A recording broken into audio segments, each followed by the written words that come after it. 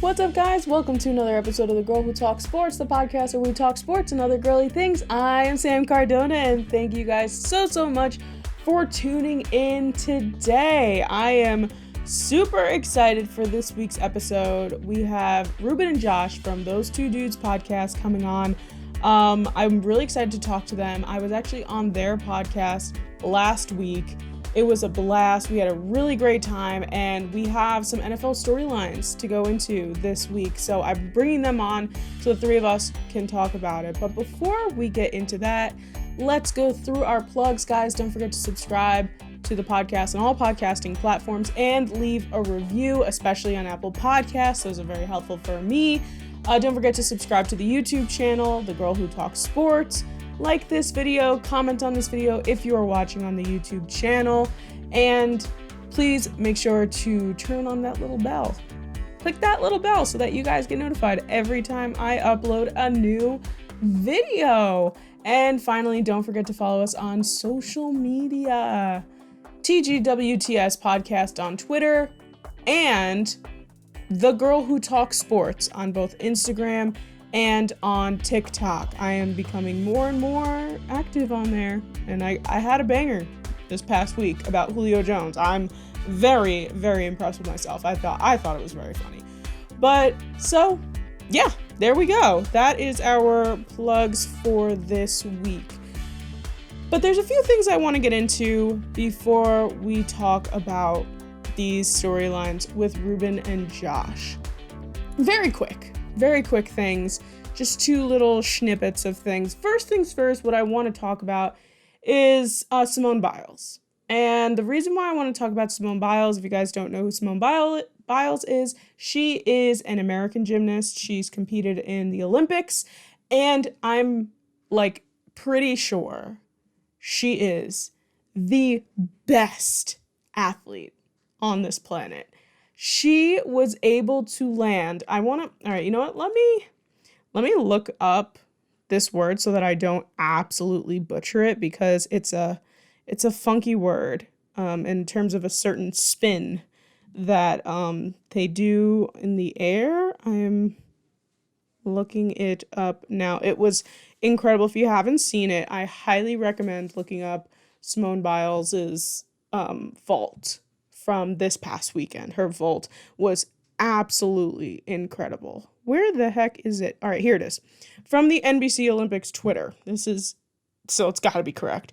Simone Biles successfully completed a Yurchenko double pike in the vault at last night's U.S. Classic, is what happened over the weekend. She's the first woman in history to perform the move in competition. So, again, if you haven't seen the video, please go Twitter, Google, wherever it is that you look things up. Look up Simone Biles' vault from the U.S. Classic and just watch it. I think I watched it 5 or 6 times in a row, because it's absolutely incredible. And she always just is out here being incredible, amazing, spectacular. She is the best gymnast I've ever seen, and let alone the best athlete that I've ever seen. She just blows me away every time that I watch her. And I've actually, I have DM'd her on Instagram several times asking her to come on my show. She hasn't answered yet, but we're waiting. We're slowly waiting for Simone to come back. I mean, I would probably lose my mind if Simone Biles agreed to come on my podcast, but overall, I just wanted to mention her because she really is spectacular. And then she tweeted out from her Twitter account. Wait, let me pull this up too, because I was like, oh my goodness, she is amazing. So she actually tweeted almost a, oh my God, I can't believe I did that thing. So she tweeted, "I'm sorry, but I can't believe I competed a double pike on vault." She's literally I can't believe I did that. And I'm like, Simone, you are a blessing to this earth. I am absolutely just obsessed with her. So Simone Biles, congratulations on landing that Yurchenko double pike on vault for the first time in history as a woman in competition. spectacular. The other thing that I just wanted to mention really quick is that I have a new man in my life that I would absolutely die for.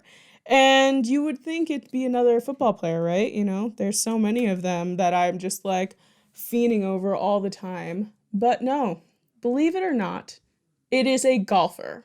And there was a bunch of golf things happening this past weekend. And I'm going to be super honest with you. All I know is that Phil Mickelson was involved and like everyone was rooting for him. I have no idea what else happened other than this that I'm about to talk about.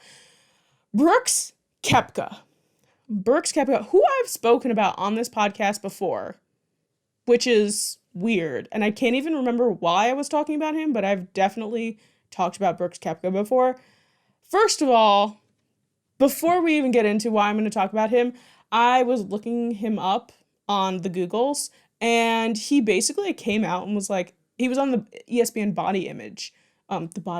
the ESPN Body magazine issue, and like everybody was basically body shaming him, and he was just like, screw you guys, I'm awesome. And I was like, oh my God, amazing, just incredible.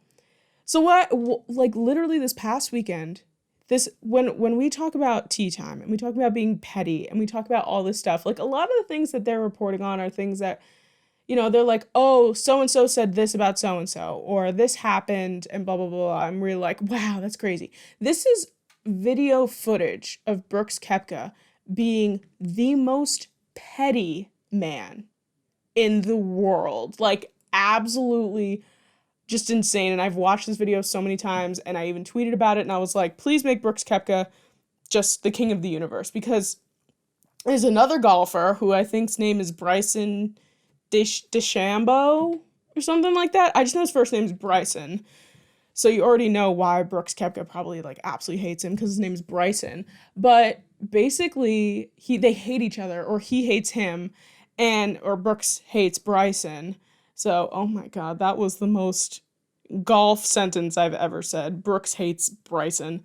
Anyway, they were doing an interview for the Golf Channel with Brooks Koepka, and in the beginning you see him like kind of looking over to the side, looking at some, like with complete disdain, just absolutely hating life, to be honest with you, and rolling his eyes so blatantly, like not even like a small eye roll like that you like shut your eyes to do. Like sometimes you're like, oh my God, I can't believe this is happening. Like you like shut your eyes and roll your eyes. No, this was a blatant eye roll.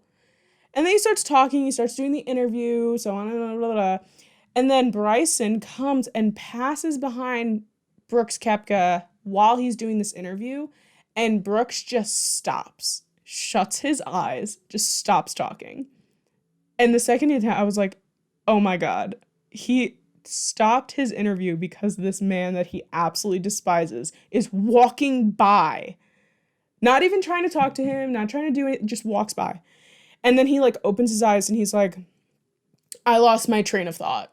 We have to start over. He starts cursing, all stuff. Like, this wasn't live. This wasn't a live interview. It was, I guess, pre-recorded, but then the footage came out. I was living for it. Oh my God. I've watched it so many times, and people have like made memes about it and stuff. Like, it's Bryce with his eyes closed and then Bryson walking behind him, and it is fantastic. I tried to make my own meme. It kind of did okay. It was all right, but there's others that are a lot funnier. But it is just fantastic. And he literally was just like, didn't try to hide it at all. So I'm like, we have a video footage of a man hating another grown man and like making it so like everyone knows that, which is such petty behavior, and I absolutely love it. I wish I was wearing my my crew neck sweatshirt that I bought from Barstool from the Dime package that says Pro Petty on it, because that is me. I'm like, yes, please bring more of this to me. I just want a full-blown Brooks Koepka, Bryson DeChambeau, whatever the heck his last name is, throw down. Like, put him in the ring, have them fight it out. I'll put money on Brooks. I will be there for Brooks. I will support Brooks. Anything he needs, I will be there for him. Like, absolutely. I am living for everything. So I had to mention these two things. Two absolutely just amazing. One for their athletic ability and one for their eye rolling ability. Just fantastic. But I'm not going to ramble on about Brooks Koepka anymore, even though I probably could for the rest of this episode. Let's get into our interview with Ruben and Josh of Those2Dudes podcast. Okay, everyone, we are joined this week by two very special guests, Ruben and Josh of Those2Dudes podcast. I'm so excited to have them on this week. I was just on their podcast, which was a blast, so I had to return the favor. I had to bring them on. Guys, how are you doing today? Hey, what's going on? Doing lovely. Glad to be here from the beautiful 1999 Alamo Dome of San Antonio, Texas. Yeah, that's awesome. I love that. I love that background. It's awesome. But yeah, I'm super excited to get into a couple NFL storylines with you guys today. We have a lot of different things going on. Like there's a lot of drama, a lot of this and that going on. The NFL offseason is finally starting to unfold a little bit. But I've been doing this with a lot of other guests, and I'm really interested to see like you guys' origin stories.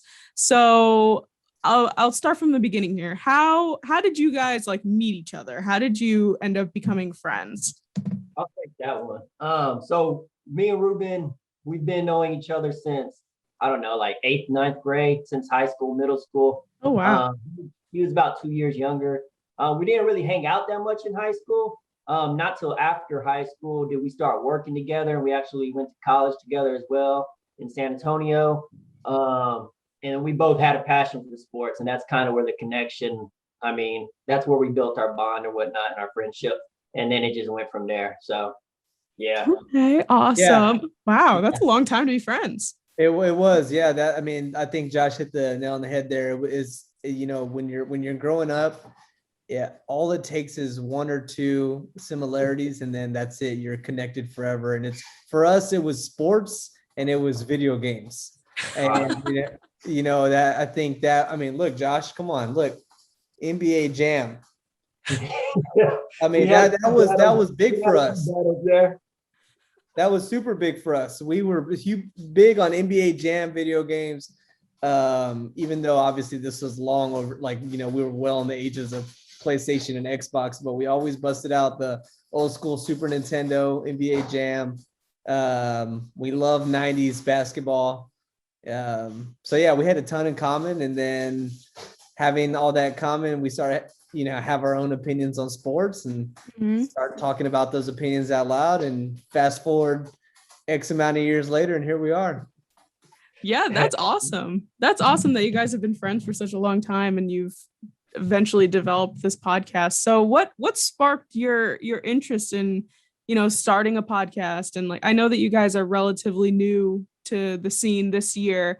So like what sparked all this, and what made you want to start a podcast in the first place? Yeah, so basically, like we were kind of saying, we both had a passion for sports, and we would have conversations over the years, whether it was at lunch during college or whatever, or whenever. And then eventually we started, I mean, you see other people doing sports YouTube channels and whatnot, and you're like, we're passionate about sports. We have tons of it. We're always talking about it. So it became an idea years ago. And not till recently did we actually say, heck, if we're going to do it, we got to do it now. We're not getting any younger. So we finally decided to do it. Yeah. We've been, I mean, I think it just started with different sports conversations.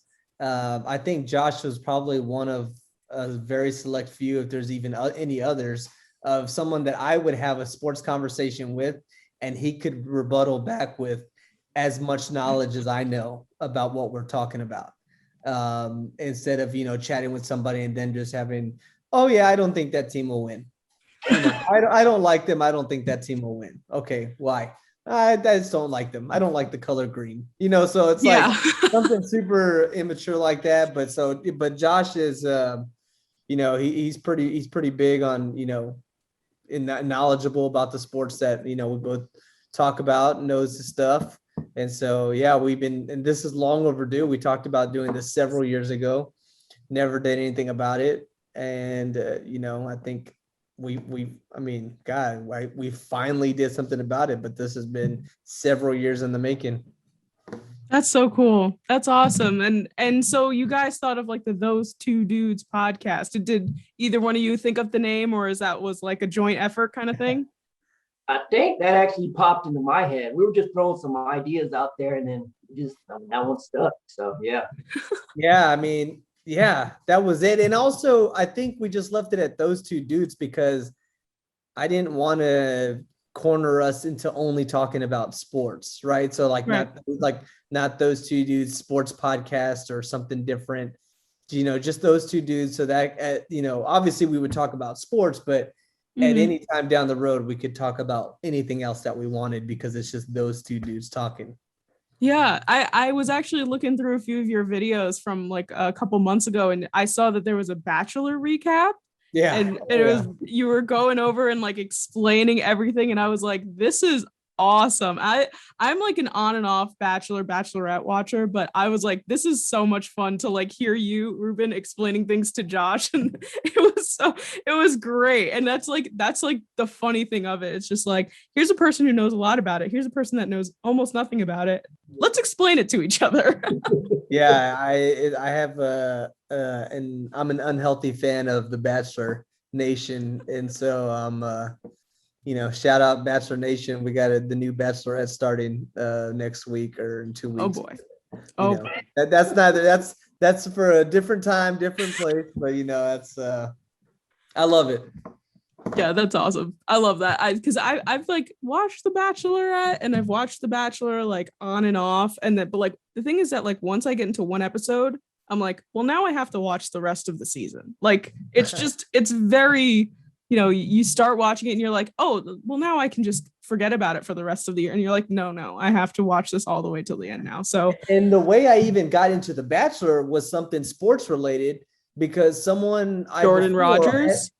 Before I had always was like, I knocked the shows like, no, that show's too cheesy. It's a reality TV show. No, thanks. But then a friend of mine, a guy, he was going to host a fantasy league for the Bachelorette that they do these. Yeah. I'm big into fantasy football. So he was starting to speak my language. So I was like, sure, I'll do a fantasy league.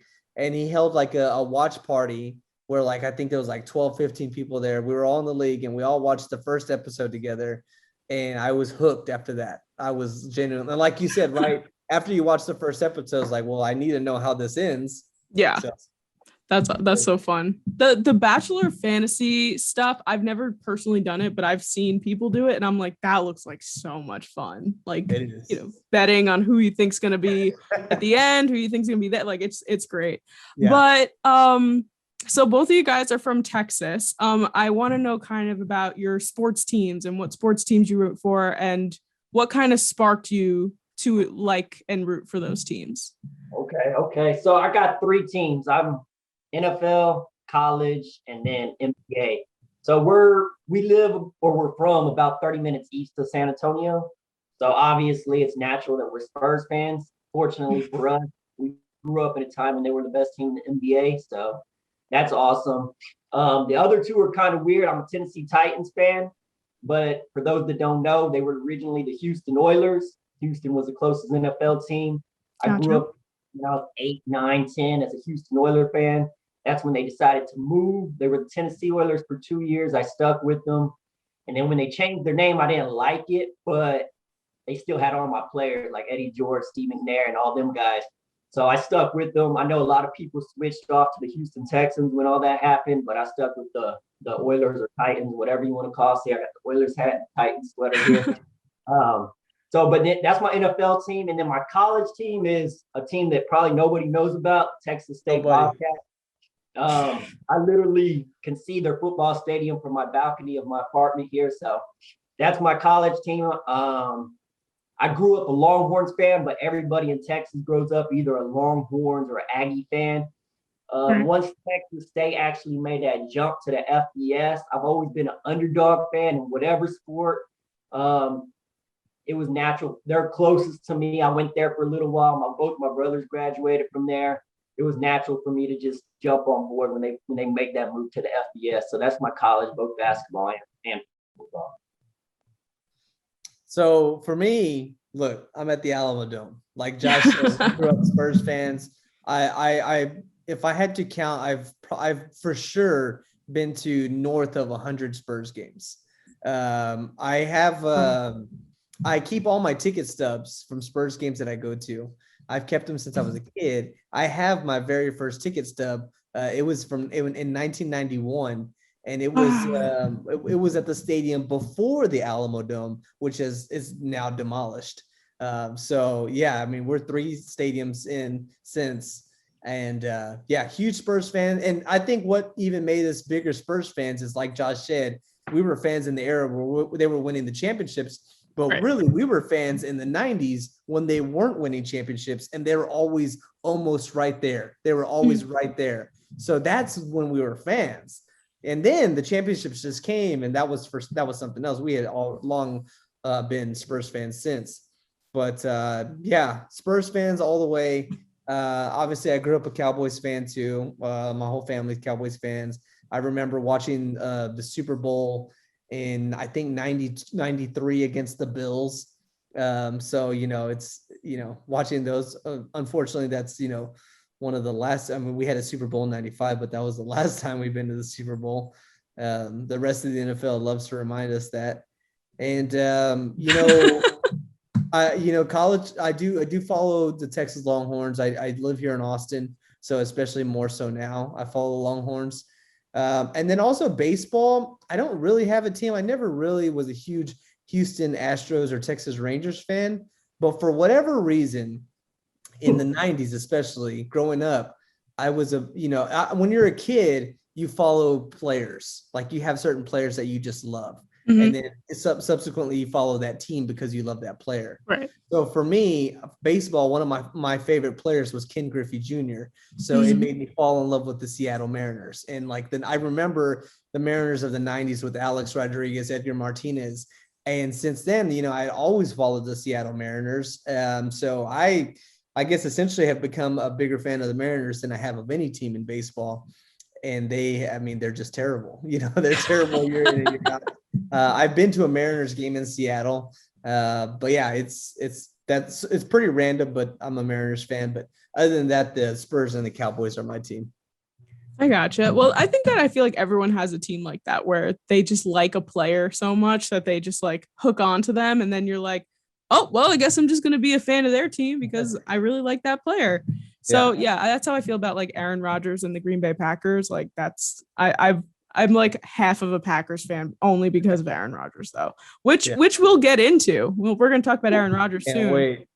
Yeah, and there's a lot of things that have unfolded. I'm actually just want to ask you guys: have you ever watched the show Friday Night Lights?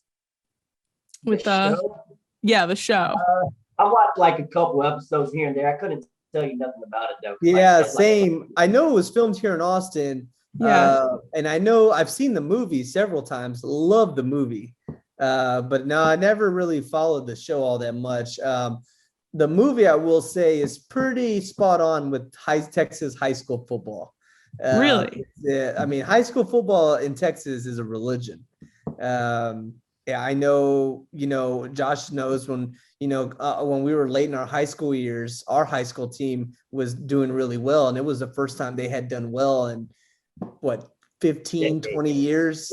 Like, it was a long time. So that was, it was monumental for the city. And, there was, we had some games where there was like 10, 11,000 people at the game. And, it was just like, we had our playoff games at the Alamo Dome. I think we played like 3 games at the Alamo Dome in 2 years. But I mean, the atmosphere was electric.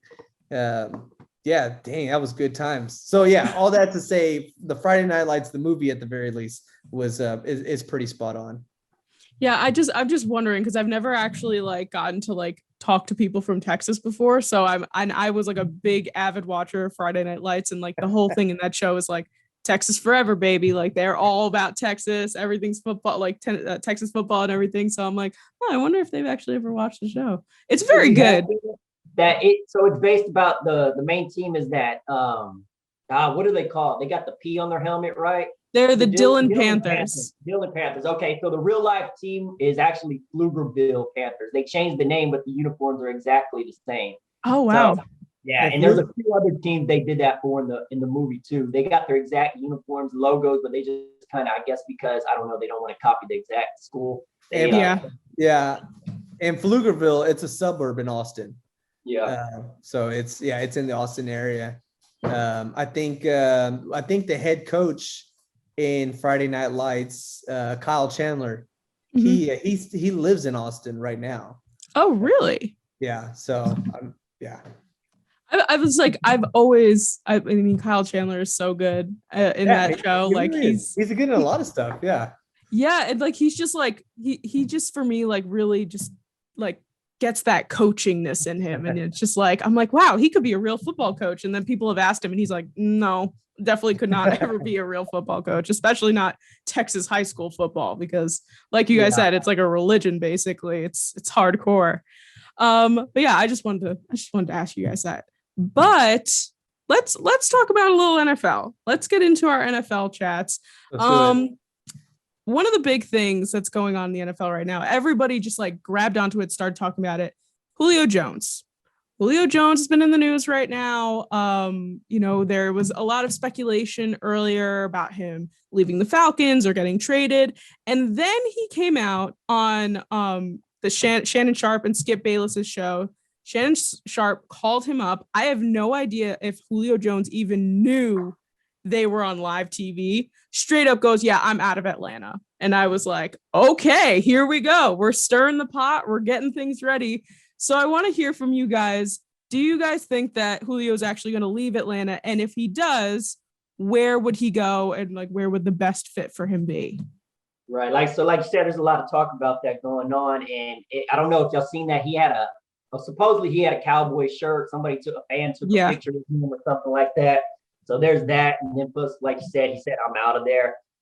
It looks, from what I hear, that the Falcons are looking to clear his salary because they want to create space to sign the rookies and have ample cap to also sign to get depth for their team as well. Mm-hmm. So it looks like they are trying to get rid of him.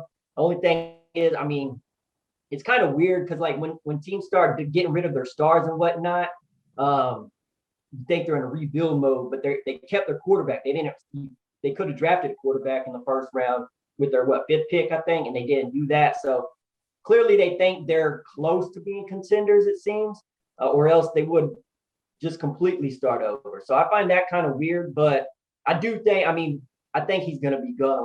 He said it himself. He's out of there. The only thing is they're looking for a first round pick, I hear, to move him.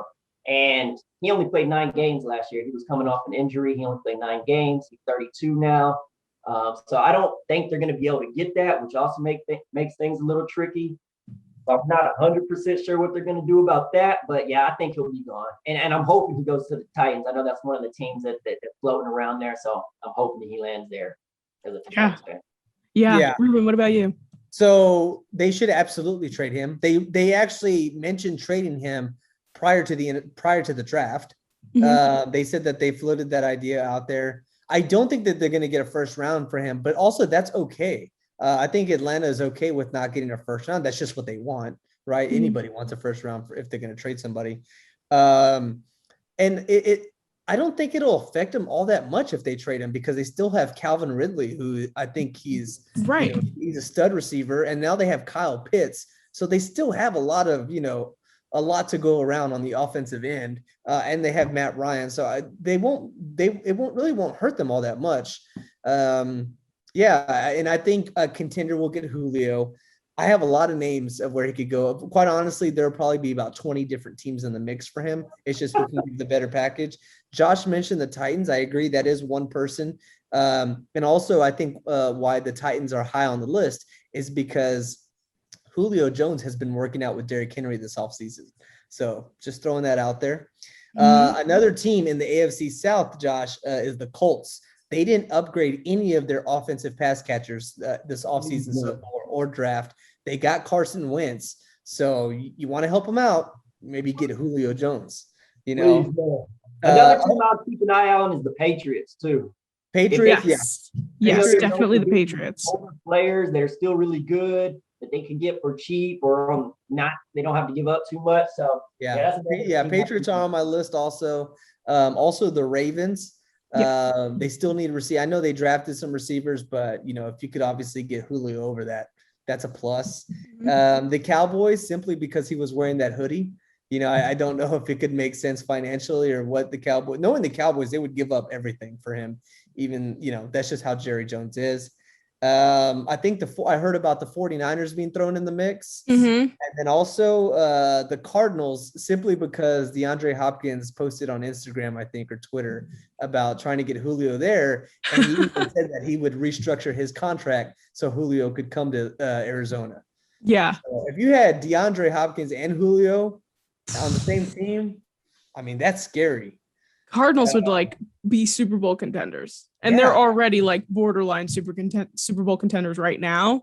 Yeah, it would just be they would knock it out of the park with that. Scary. It would be so scary. And then the last team that I had, aside of 15 other teams, is the Packers. If they wanted to smooth the relationship out with kind of like an olive branch to Aaron Rodgers, I don't think that can happen, though, because of salary cap reasons. And I don't know what they can afford to give to Atlanta. But again, if they really wanted Aaron Rodgers for longer than just this season, then they should make a serious play at Julio Jones. I didn't even think about the Packers, but that would be hey, Aaron, don't leave. We got Julio for you. Yeah. Maybe something can happen now. But I think one of the teams that I've been definitely keeping a close eye on is the Patriots, because they are always up to something. And I literally, if he ends up going there, I would just be like, oh, okay. So they're back in the mix here. They think last year people kind of removed the Patriots from the mix a little bit because Tom Brady left and Cam Newton really wasn't off to a great start. It just really wasn't working for them. I mean, they didn't even make the playoffs last year for the first time in a ridiculous amount of years. So the Patriots, I definitely had my eye on. Another one that I saw that you guys didn't mention was the Chargers. And the Chargers, I feel like I would love to see Julio on the Chargers. Justin Herbert coming off of his rookie year, doing outstanding. The rest of that offense is really good. Keenan Allen, Mike Williams, even Austin Eckler, their running back, that whole offense would change significantly. And they no longer have Anthony Lynn as their head coach. So it's a very different dynamic in terms of, play calling and things like that.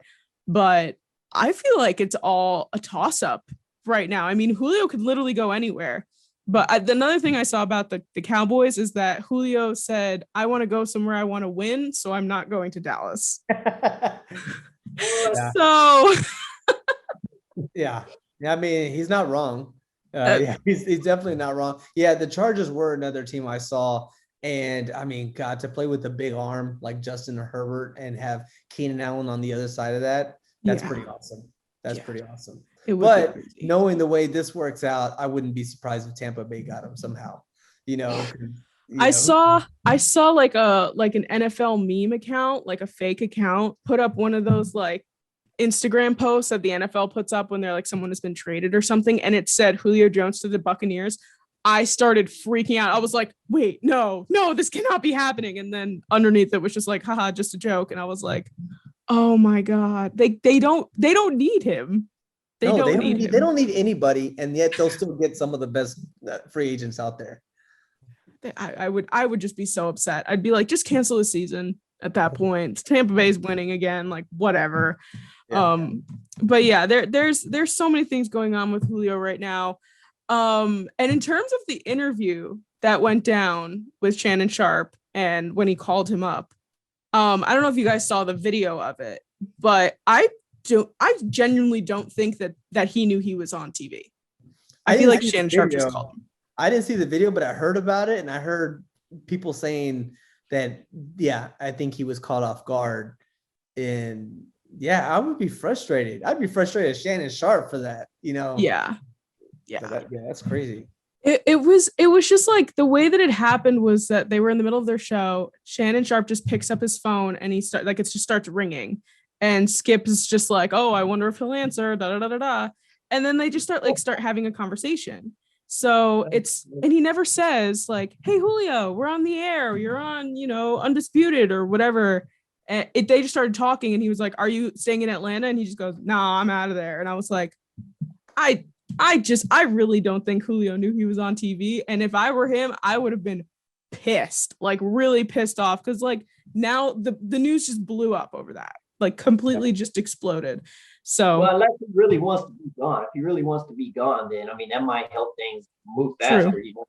Who knows? I mean, it could help things, but it'll also lower his value. That's true too. Yeah, it would be like, you know, they're like, oh, like Julio's just running around just talking about how much he doesn't want to be on Atlanta anymore and like da da da da da. But I don't think that he's gonna go for a first pick. Just not even given like the injury, plus his age, you know, plus like how long. I mean, he's a veteran at this point, and he's fantastic, and he's a great wide receiver. I don't think that they're gonna get a first round pick out of him. I really don't. I mean, the Texans didn't even get a first round for DeAndre Hopkins last year, right? They got. Well, they're stupid. So. Yeah, I was gonna say that is an exception because that was Bill O'Brien running that, and he's stupid. Like even now, like if the Cardinals said that they were gonna trade DeAndre Hopkins, they would get 2 first rounders for him. Like the Texans are just stupid. That was ridiculous. The fact that DeAndre Hopkins didn't go for a first round. It was pennies. Yeah, they traded him for a Target gift card. Like it was like nothing. Like, come on. Like that was terrible, you know, front office. Oh man, that's hilarious. But yeah, I'm very curious to see what ends up with Julio Jones. I mean, I feel like there's, you know, a couple months could go by and nothing can happen, but it's the NFL offseason. It's literally like anything can happen at this point. The other thing that I wanted to talk to you guys about, which is like kind of old news, but like not really old news, is the whole Tim Tebow situation. I've talked about it a few times on my show, but he's like officially a Jaguar now. And like now he's like going to camp. There's been footage of him in his New Jersey walking around. People say that he got, you know, bigger and just like fitter and all this stuff. So now that he's in camp, now that he's in the mix of it, do you guys think Tim Tebow will make the 53-man roster for the Jacksonville Jaguars? Okay, so first, I'm pumped about it because, again, I'm an underdog fan that goes for teams, that goes for people, whatever. I want to see people overcome adversity and whatnot. So it would be such a great story if he came back and he was good and actually contributed. It could go either way as far as him making or not making the team. I mean, Urban Meyer, who knows him better than Urban Meyer? He knows his work ethic. He knows his personality and everything he can bring to a team from a leadership standpoint and whatnot. So he brought him in for a reason. And I think he brought him for a couple reasons. That, but also because so he could take the spotlight off of Trevor Lawrence. So I think there's a couple reasons he brought him in. And I think that's obviously everybody's talking about Tebow. You don't even hear about Lawrence right now. So from that standpoint, I think it's working. So I think either way, regardless if he makes the team or not, I think that the reason that, or at least one of the reasons Urban Meyer's bringing him in is it's going to work either way as far as taking the spotlight off of Trevor Lawrence. So as far as him making it, it's 50-50 right now. I mean, I'd actually have to see him. I haven't even seen him do anything. See him as a preseason some, and then I'll say something about that. But I don't know. What do you think, Ruben? I think you're crazy. I think you couldn't be more far from reality right now. I think that this is a publicity stunt. I think that first of all, I hate this. I hate this for so many reasons. What Tebow hasn't played since 2013, 2012? It's been like 6 years. Okay. Yes, 2016. 2016. Okay. And he was a terrible quarterback. He would look, and this is a whole nother opinion, but he was far overrated as an NFL quarterback. He only ever played good in low-scoring games because he had a great defense in Denver, and he only threw one touchdown to pass a game, and it probably happened, or scored a touchdown. And it happened like the last quarter, and that's when they won. So far overrated. As a quarterback, though. No, I understand that, I like I said, this is a whole other conversation. So. You know, it's out there, but he tried as a tight end for the Jets while he was a quarterback. He failed miserably. So why am I led to believe that 6 years removed from football, when he was half of that was trying to make it in the majors, why would I be led to believe that he's going to make it as an NFL tight end? He's not. He's not going to. Urban Meyer is his buddy. This is, he might as well be his little nephew or something and consider it nepotism, whatever. And then on top of that, all that really does is benefit the people in Florida because Tim Tebow is a god in Florida. Jacksonville's in Florida.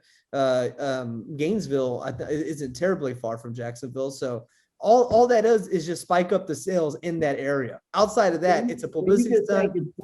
Full-blown publicity stunt, nothing else. You don't think that Urban Meyer brought him in knowing that he'll take the spotlight off Trevor Lawrence? No, I think he brought him in to take the spotlight off of himself. First-year head coach. I mean, that could be part of it too. But either way, he brought him in for a reason. I think it's more than a publicity stunt. Dude, no. Tim Tebow is not. No, he needs to stay with the SEC network. He was doing a good job there. That's it. Like, he just, get out of sports. Like, I heard he was doing decent in baseball. He could have stuck with that. Got it to the AAA. Yeah, that's it. That's impressive. That's very impressive. That's a win. But no, dude. And if he makes the team, God, I don't know. I'm calling Reverend Jesse Jackson, and I'm getting Colin Kaepernick over here. We're gonna march. We're gonna go to the headquarters in New York and NFL. And just, we're going to march because this is ridiculous. No, Tim Tebow does not belong in the NFL. I mean, if he proves himself, though, if he comes out in September, let's just say, theoretically, he makes the roster, he comes out in September, he just is just a solid, reliable target for Trevor Lawrence. Would you change your mind? No. I wouldn't. No, because I've been hearing from past and current NFL linebackers and defensive ends saying if they had the chance to go one-on-one against Tebow, where Tebow was, being a tight end, you're going to have to block these guys. He was a quarterback, so now he's being asked to block these guys. I heard that if they had to go up against him, they'd be licking their chops. They can't wait for that moment to have to go against Tebow. No, I don't. I don't see it. Look, if he comes out, even if he makes a team, it's not going to faze me. I'm still going to feel how I feel. But it's not until he starts being productive, and I don't know. I don't know what'll make me change my mind, but the chances of him making the team are less than 5%. Oh, all right. Okay. We have two very different opinions here. Yeah. I think that I'm kind of split. When I heard about this, when they said that he tried out as a tight end, when that news broke that he was just trying out in Jacksonville, I thought it was old news. I thought that it was oh, haha, when he was in college, he tried out for fun. And I was oh, no. This was the other day. And I was oh, this is interesting. All right. And then when they said that they finally signed him, I'm all right, it's Tebow time now. That's what this whole, the rest of the summer, people are going to be looking at Tim Tebow. And maybe it is to kind of take the spotlight off of Urban Meyer and Trevor Lawrence a little. I saw some other things too that Urban brought him in. Maybe he won't even start as a tight end. Maybe he's just going to sit on the bench and mentor Trevor Lawrence. Just be hey, this was my experience in the NFL. This was what's going on, whatever. And I'll tell you what, if I'm Trevor Lawrence, I'm telling Tim Tebow, get the hell away from me. You didn't do anything in the NFL. I'm the most talented quarterback to come out of college since Andrew Luck, Peyton Manning, and John Elway. Get away from me, Tim Tebow. I'm not listening to your advice. Go talk to Urban Meyer. That's your coach. You are not my coach. Get away from me. Tim Tebow, this is a humble pill that Tim Tebow should have swallowed in 2016. If he wanted to be tight end, he should have worked on it then and kept working on it year after year. Too much time has gone by. He's not an NFL player anymore. Okay. You hear of stories where people from wrestling coming in the NFL and other sports as well. So why can't, he's been playing sports. He's been playing professional sports. So it's not like he's out of shape or anything like that. Why can't he have an opportunity to play tight end? Well, because one, I hear stories of people in the NFL going to wrestling, not the other way around. And two, wrestling and NFL workouts are more or less the same. Baseball and NFL workouts are not the same. They are very different. Yeah, that's true. That's fair enough. But you can see he's in shape. Yeah, he might have to get in football shape, but I think he can do it. So we'll see. We'll have to keep an eye out during camp this summer because, I feel like it's not going to be like a middle thing. Like it's either going to be Tebow's going to be really good or really bad. Like that's just like going to be either, especially with headlines and stuff. They're going to be like, oh no, Tebow drops a ball in practice, he's going to suck. Or it's going to be like, Tebow caught every single ball and he blocked like amazing, he's going to be the best tight end in the league. Like there's not going to be anything in between. That's just that they're all about, making it this hyperbole of everything. So that's definitely what's going to end up going on. But I feel like it'd be a little like lackluster if we do all of this stuff with Tebow and he doesn't make the roster. And be like, oh, like, okay. So we got so excited. It's a business. And I think at the end of the day, right, like just because they sign you, you still like at some point in this business, you're going to have to show up. You're going to have to prove yourself. Right. We can only hype you up. This can only be a publicity stunt for so long. You're going to have to actually show results. So when it's time to show, I mean, it's just not going to work out. Like, I mean, it's not. Josh, I mean, come on. I know we've joked about it before, but Air Bud has a better chance at being receiver for the Jaguars than Tim Tebow does for making it as a tight end. Come on. No comment. We'll see what happens. Oh, my God. I would pay such good money to see Air Bud in the NFL. That would just be incredible. I'd love that. That's the one thing that they never made an F football Air Bud movie, did they? They did. I think they did. They did? Yeah. I don't know. I just know the basketball one and like the soccer one. That's all. The basketball one's the only one that matters. Yeah. Let's be real. Yeah. I mean, basically, yeah. But even the basketball one, me and Josh we've joked, but also we're pretty serious that Air Bud is, the concept of Air Bud in real life is not that golden, like if I'm the opposing team and Air Bud's going off, like a dog. I'm hurting the dog. And then that's it. Like I'm stepping on his foot or his tail, like what's he going to do? He can't guard. He can't play defense. Like, what's he going to do? And then also I'm calling animal control. There's a dog out here on the court. Someone take this dog out. Let someone make a movie of like realistic Air Bud, like with all that. Like just like this is what would have happened. That movie would have been 5 minutes long. Animal control comes, end of story, end of the movie. The credits. They're like, dog can't play. Oh, yeah, okay. That's it. You gave it a shot. That's so funny. But the last like big NFL news story that we actually talked about when I was on your podcast which was Aaron Rodgers. And like people have kind of been speculating this entire time about Aaron Rodgers. Is he leaving? Is he not leaving? And it was, what we were discussing before. But there's a lot of new things that have come out in the past few days about Aaron Rodgers. One of them being he did not go to the voluntary OTAs, which people will say, well, they're voluntary and like, he didn't have to go, but he's never missed them. He always goes. So this is the first time in 16 years that he doesn't go to OTAs. And then he was also on Kenny Mayne's last show on ESPN. He was also saying a bunch of other stuff on there. So he didn't say a whole lot. He's still trying to keep it somewhat personal, I guess. But, what are we feeling here? Are we thinking Aaron Rodgers is finally going to stick it to the man and leave Green Bay? Or is he just doing this so that he can get his point across as a veteran in the NFL and say, like, this is what needs to be done? So based on the Kenny Mayne interview, I feel like basically it just kind of confirmed what we all were kind of thinking in the first place. Yeah. He asked him if he was leaving or he was demanding a trade or whatever. He didn't really give a straight up answer about that. He confirmed that his issue was with upper management. He said he loves his teammates, players, including Jordan Love as well. He doesn't have an issue with Jordan Love. Probably because he realizes Jordan Love sucks and that he has no shot of taking his job. But yeah, I would love him too. Oh.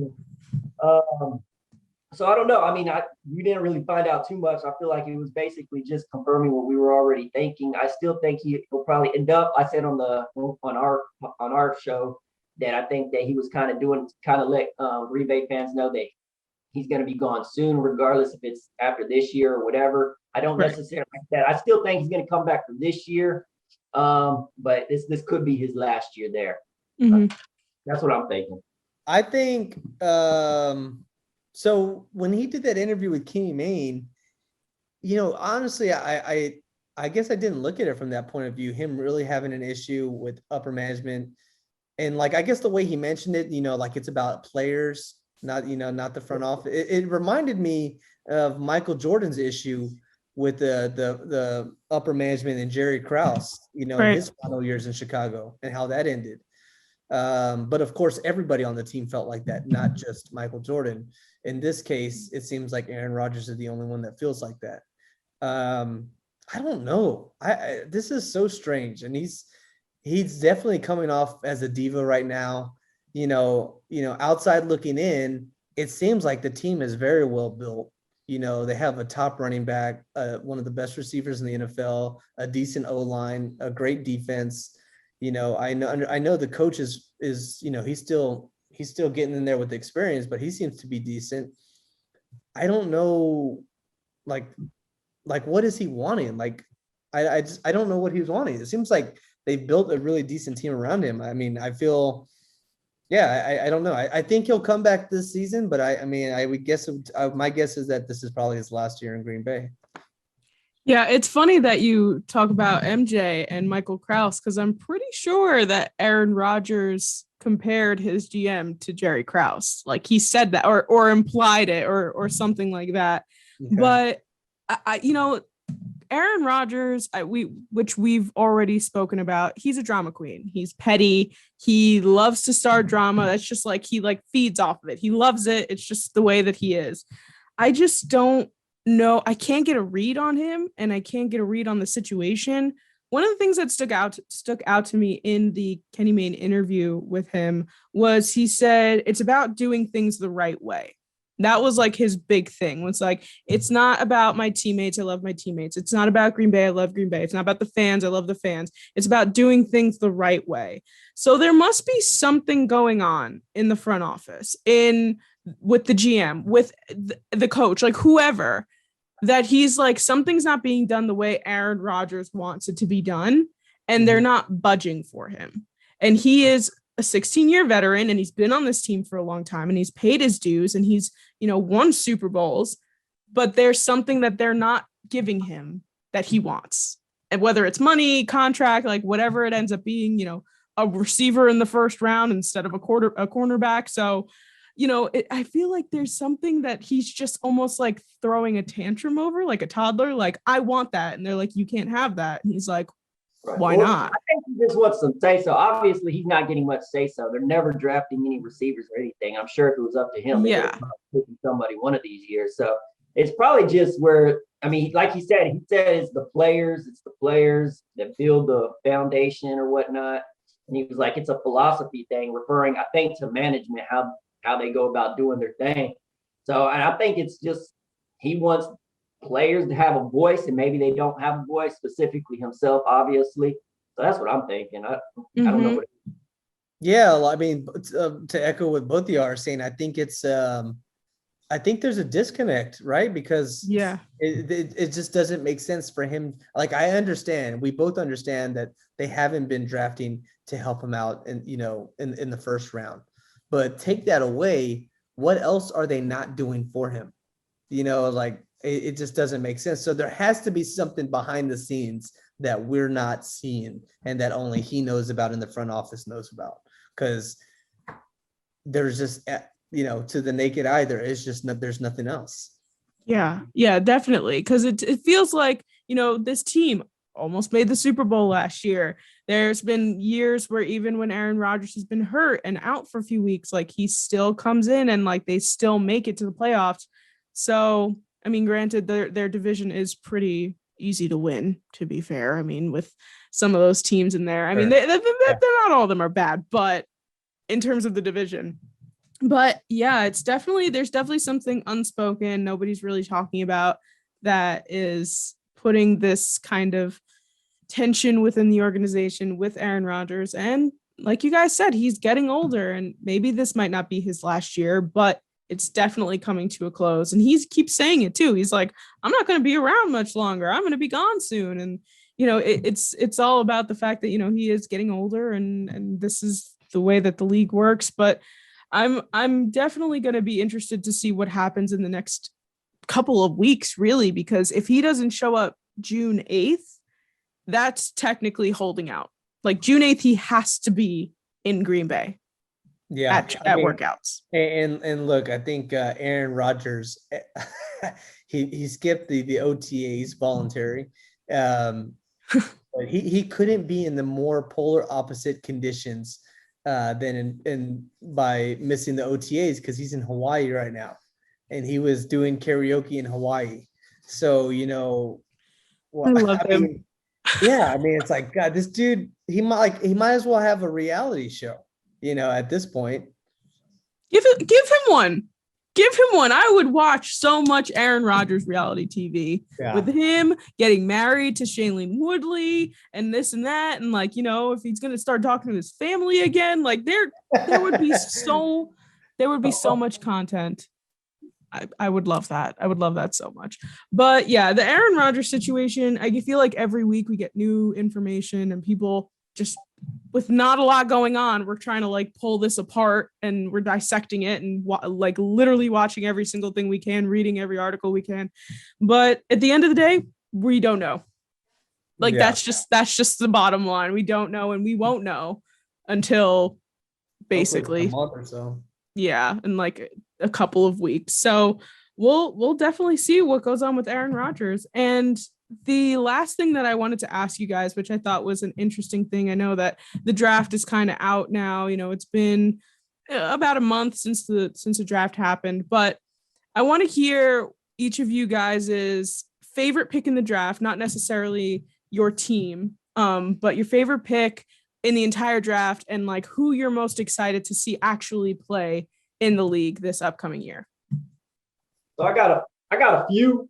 I got about 4 of them here. I didn't pick nobody in the top 10. I don't want to do nothing like that. So my number one guy to look out for that I'm excited to see how he does in the NFL is Zaven Collins, linebacker from Tulsa. Kind of got overshadowed because he didn't play for a great college or anything like that. So, but I watched a handful of his games, and every time I watched him, the dude stood out like a man amongst boys. He was a playmaker. He made plays all the time.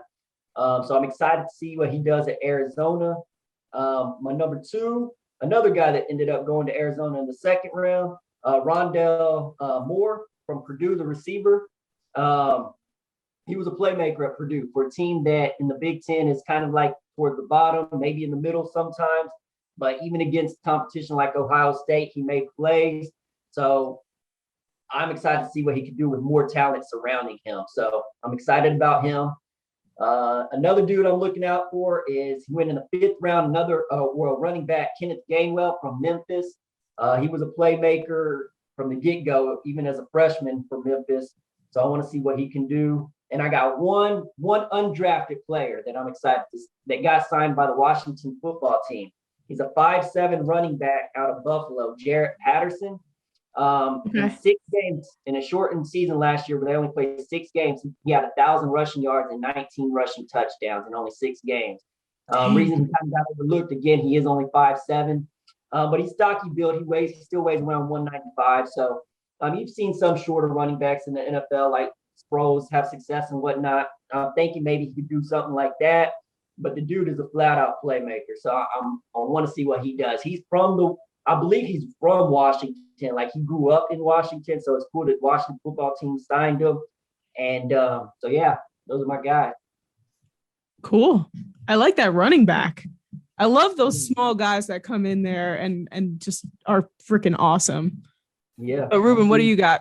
Leave it to Josh to say he loves the backup defensive tackle out of Idaho State who got undrafted, and he's signing with the Toronto Argonauts or whatever. Just you and your non-Power 5 football knowledge is absurd. There's some good players in every conference. Yeah, no, absolutely. I agree. And look, if you go back to our NFL draft episode, I said players to watch this draft and in the season was Zaven Collins. So, yes. Yeah. Shout out Zaven Collins. I think he's going to be a beast this year. I'm looking at, all mine are going to be slightly obvious. So I have my favorite draft pick. Actually, I don't even care. It's from the Minnesota Vikings. I don't even care about the Vikings, but I felt like they needed to address the quarterback issue because they aren't convinced that Kirk Cousins is the answer. they were clearly a running team this season. And if they had an above average quarterback, I could see, they could be the Browns. They could really make some noise. Kirk Cousins is not the answer. Because of that, they went ahead and drafted Kellen Mond, quarterback out of A&M. I really like that pick. Kellen Mond he's polar opposite from Kirk Cousins. So he could really, he could do something that team's never done before. He can stretch out the team more. And he has some playmakers. He has Dalvin Cook. He's got Adam Thielen, and now he's got Justin Jefferson, who is, on his way from being a stud wide receiver at LSU. Do you like Kellen Mond, or you're just intrigued by the pick? I'm intrigued. Okay. I'm very intrigued because of what he can do for that team that Kirk Cousins can't do. So it's to change that position and to change what he's capable of doing, that opens up everything for that team. That changes that entirely. I almost put him on my list too, not because I necessarily think he's good, but just because I'm kind of intrigued. He got hyped up in college a lot. I was never really a fan of his in college. I thought he was overrated. So I almost put him on my list just because I'm intrigued to see what he does do. I hope the guy does well. I don't want nobody to fail, but I didn't really I wasn't a fan in college. Yeah. He went to A&M, but he played in the SEC. He put up good numbers against good teams, and they played Clemson. He put up good numbers. So, it'd be intriguing to see. But who am I most excited to see? I think it's the obvious ones, right? There's three of them. I'm most excited to see Trevor Lawrence. I want to see the hype. I wanted to see if it's, I think right out of the first 6 games, people are going to say see if he's a bust or not. He's going to be judged unfairly within his first year for sure. Mm-hmm. Second, I want to see Zach Wilson. I know we touched a little bit about this with you, Sam, when you were on our podcast in the New York Jets. But, they've already built that team to protect him and to help him. So we'll see if he's worth the hype. And then I'm also curious to see Justin Fields, because the Chicago Bears were only a quarterback away from being a good team.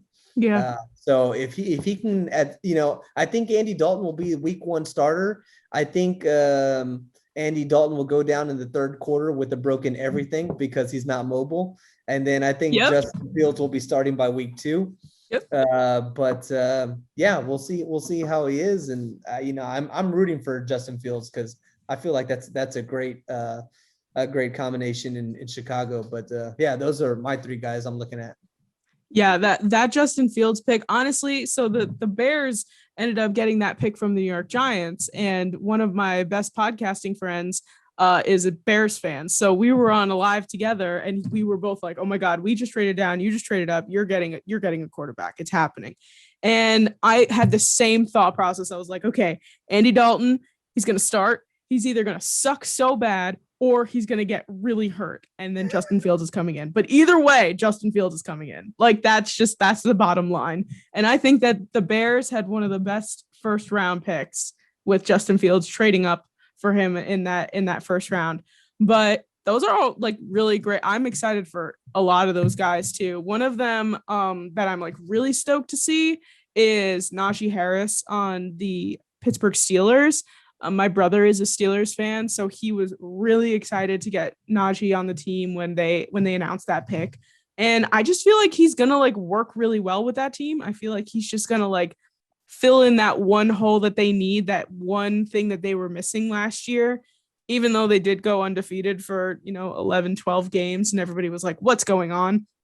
I think that he's just going to fill that hole. That's a young team with Juju and Chase Claypool, everybody there. I feel like he's going to fit in there really, really well. So he's definitely one of the guys that I'm excited to see. But yeah, those quarterbacks in the beginning of the round 2, a lot of them are going to start. A lot of them are going to be some interesting prospects to watch in terms of, what they're going to do in the first week of the NFL. So it's going to be interesting. This is going to be a very interesting season, guys. I'm very excited for September to roll around. I don't want the summer to go by too fast, but I have a bold prediction on the Pittsburgh Steelers that you were just mentioning. Oh yeah. I think that they will be picking in the top 5 of the NFL draft this next year. This is going to be Ben Roethlisberger's last season. They were the worst 11-0 football team in the NFL history last season. Yeah, but part of that is why, because they didn't have a running game. And like she said, That's I think true. he's going to Okay. play. Also, but then okay, that's fair. They didn't have a running game. It was mostly by committee, even though James Conner was the workhorse and he couldn't do anything. But then also, like, you had Juju. He kind of, this is in the midst of them really starting their downfall. He upped his TikTok game. He had linebackers coming for him. When they started to feel the pressure, they got worse and worse. And also, Ben Roethlisberger is literally declining before our eyes. Really, like, if you don't have a good quarterback, how good can your team really be? I don't think that the Steelers are going to be that good. I think didn't Juju sign a 1 year in Pittsburgh? He definitely just signed. Yeah, he re-signed, but I think it was for one. I don't know. I could be wrong, but either way, I think that team's going to be a whole different team this season. And then it's essentially like the New England Patriots, where they just need 1 year, to kind of reset. And then the following year, they'll be right back because Mike Tomlin will be back, and, things will be all right in the Pittsburgh Steelers world. But I don't see them being good this year. I think that it's between the Ravens and the Browns for the division. I mean, it is a tough division, but I don't see it. It is a tough division. Pick them in the top 5. I don't know about that, but it is a tough division. I'll give you that. I want to see them succeed. I think that's part of the reason why I'm like kind of gassing them up a little bit. But yeah, with the Browns being a decent team now, and with Baker Mayfield finally coming into his own, Kevin Stefanski being their head coach, like, it's obvious, like, they're the perfect fit now. I think the Browns are making the playoffs next year, like 100%. People even thought that they were going to make it to the championship game. And like, that was like not out of the realm of possibility. And meanwhile, just a few short years ago, they were just the Cleveland Browns. Like, what everyone thought, they just stunk. They should have made the AFC championship game. They literally blew that game. Because that's when Pat Mahomes got injured. They had opportunities. They should have won that game. But the Browns, they're going to have high expectations this year. OBJ comes back. He got injured midseason last year for the whole year. I don't even necessarily know that he'll even stay in Cleveland. But I think so. Yeah, I don't think so. But I think regardless, if you could get rid of him, for a draft pick or two, Yeah, why not? Yeah, I think that the thing was that when OBJ went down and wasn't in the game anymore and wasn't playing for the Browns, they didn't stutter. They continued to play well. And then the whole storyline came out. It was like, well, do the Browns even need OBJ? And it's like maybe they don't. They still have Jarvis Landry. Their run game is outstanding with Chubb. Like, it's just, they don't really, he's a good addition and he's a good wide receiver. I mean, he was on the Giants for us. Like, I definitely enjoyed having him on my team while he was really good, but I don't know. I don't think that they really like necessarily need him around, and he's kind of a pest. He's kind of annoying. Yeah. I don't know. That's just my thoughts. He gets really annoying sometimes. He gets all up on his like feels and like whatever, and then he's like, "I'm the best. I'm the best. I'm the best." And you're like, "Well, are you though? Are you like?" I think you're just saying that as a Giants fan. You're questioning him. That's why. I mean, the thing is that like at the end of the relationship that he had with the Giants, it was just not good. But it was also the coaching was not good for him, and it just wasn't working. But if OBJ was on the Giants today, it would not work out. Him and Joe Judge would not get along. Joe Judge runs a very tight ship. He's very no nonsense kind of leader. OBJ would have already been gone. He would have never stayed on the team to begin with. But that's a whole other story for a whole other day. I could talk about Odell all day. But guys, I really appreciate you guys coming on today. Why don't you let everyone know where they can find your podcast, your social media handles, all that good stuff? Take it. Yeah. Catch us. We're on Instagram at Those2Dudes podcast. That's it, right, Josh? Those2Dudes podcast. Those2Dudes podcast. The number 2. We're on Spotify. Those2Dudes. We're on YouTube. Those2Dudes number 2. check us out. No space marks. No space marks. No space mark. We've been, we're trying to get out there more and more. We're trying to collaborate more and more. We've been doing, some goofy things. Like you said, we talked about The Bachelor. We did, an episode on the best sports movies. We did a wing eating thing that was a disaster. That's awesome. Just check us out. Let us know. Give us a follow, like, and subscribe. Let us know what y'all guys want to hear. Let us know what region y'all want us to cover. Yeah, if y'all want to see Ruben crying, go check out that wing eating contest because he couldn't even take the third wing. He was already in tears. I was sweating profusely. I had my nose was running like no other. It was just not good. You guys did it like hot ones, right? Well, exactly like hot ones. Yeah, I probably had like 10 slices of wheat bread by itself. Like it was just, and then me and Josh were just eating ice cubes left and right. Like it wasn't the best. Yeah. That's awesome. All right, everybody. Well, go check out Those2Dudes podcast. They have a bunch of great content on their YouTube page. And I want to thank everyone listening. This has been a great episode this week. You guys can find me obviously on YouTube at The Girl Who Talks Sports, on all podcasting platforms. Make sure that you subscribe, like, comment on the video, anything you guys want to do. Follow us on social media, TGWTS Podcast on Twitter, The Girl Who Talks Sports on Instagram and TikTok. And I hope that you all have a fun, fantastic, sports-filled day, and we will see you guys all next week. Bye!